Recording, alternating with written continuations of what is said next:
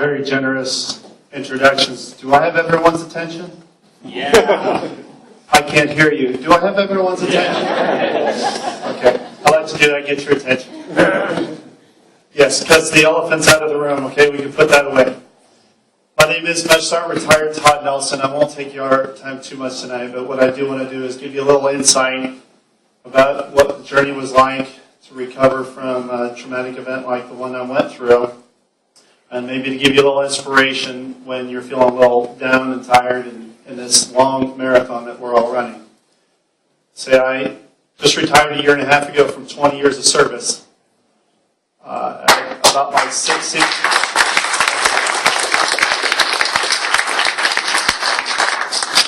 16th year, about 6 months after my wedding with Sarah, I got notified that I would be again deployed for another combat zone, this time to Afghanistan. And I was gone as quick as that. As a logistician, our job is to supply the troops, and in this case it was to supply the Afghan troops with what they needed. Now I want to make a point that after 16 and a half, 17 years, I felt a little entitled.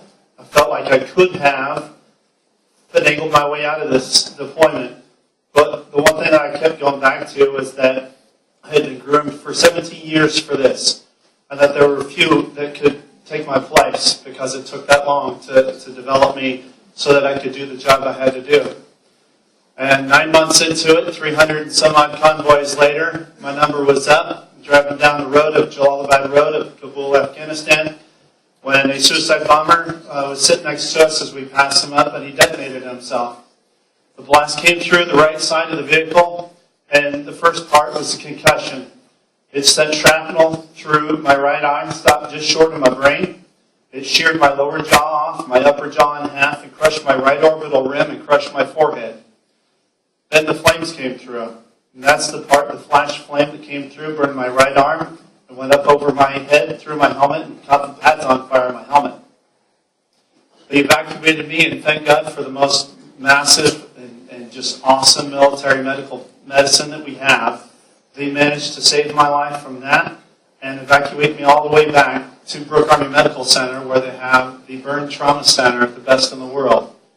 They had to choose between bone and skin, which to save first, and they chose skin, because if you don't close the skin, you get infected and you die anyway. So we began over the next 8 weeks, while I, by the way, was in a coma.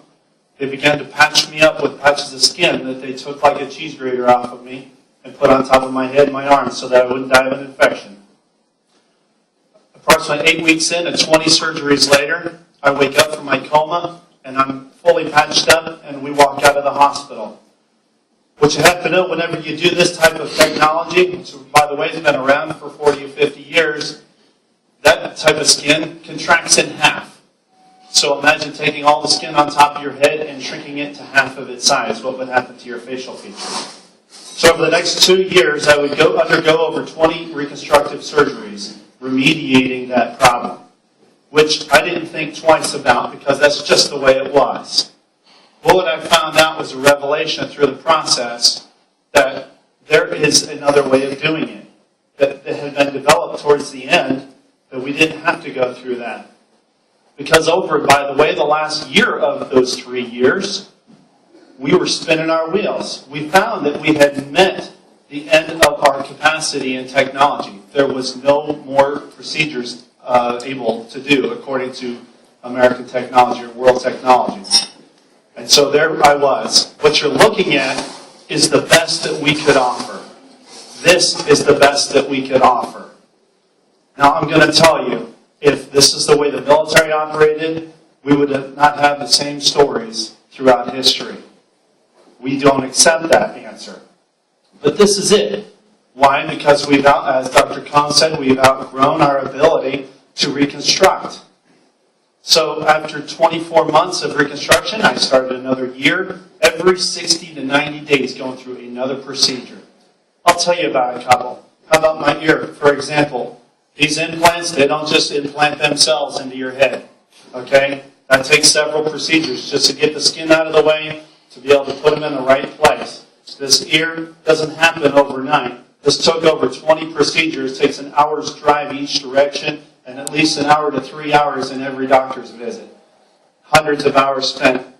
How about my cheeks? The only thing that keeps my face from deforming is the fact that these are not my cheeks, they are my shoulders. They took my shoulders off of my shoulders and sewed them onto my face and left them attached to my shoulder blades for a month, while the blood supply would go from my shoulders up into that graft and adhere, and then after a month, they cut that off and I had cheeks again. And that was the best that we could do. My wife, every night, at least once a day, if not more, had to shove gauze in between my neck and that pedicle that was between my shoulder and my face every night. My nose is not my nose, it's my forehead. My left eye is not my left eyelid, it is my bicep. My upper lip is not my upper lip, it is my chest. And my head, I like to say, is not my head, it is my rear end. Therefore, I am a butthead. Okay. Anyhow, my point is, this is the best that we have. This is it. And then I found out that through the Armed Forces Institute of Regenerative Medicine that we had found a way to take a post-sized skin of stamp, expand it into a 3-foot by 3-foot piece of skin, and resurface a great amount of our skin. And I give you this, if that had been me, while I was in that coma, we could have taken, instead of putting cadaver skin, synthetic skin, and my own skin on my head, we could have taken a slab of that skin and put it over my head, poked a few holes in it, and I would have been a lot better off. And I would have alleviated over 30 surgeries. Every surgery is another waiver saying, I understand I may not wake up from this. Some of those my wife had to sign in my place because I was in a coma. Could have stopped all of that. These surgeries for my ears were not necessary had we had this when I was going through all these procedures to get an ear. My point is that we have to catch up to our current ability in the theater. What I'm saying is we need to finish this fight. We may be drawing down troops overseas because we're blessed, but that does not mean that those that have paid the price, like myself and thousands of others, just like myself, don't need the same respect from you. So, wherever you are in the process, I'm not sure if you have the ability to advocate, rub somebody's elbow, or actually do some writing. Maybe late at night, maybe on the weekend, I don't know. Could have been you've been working on this for months and you're tired. I want you to think of me and the fact that if you don't do your part, who is going to do it? Because you're there for that reason. I need everybody in this room to go out into those hallways and share that same message. I thank you for your support, and I look forward to all that you're able to do.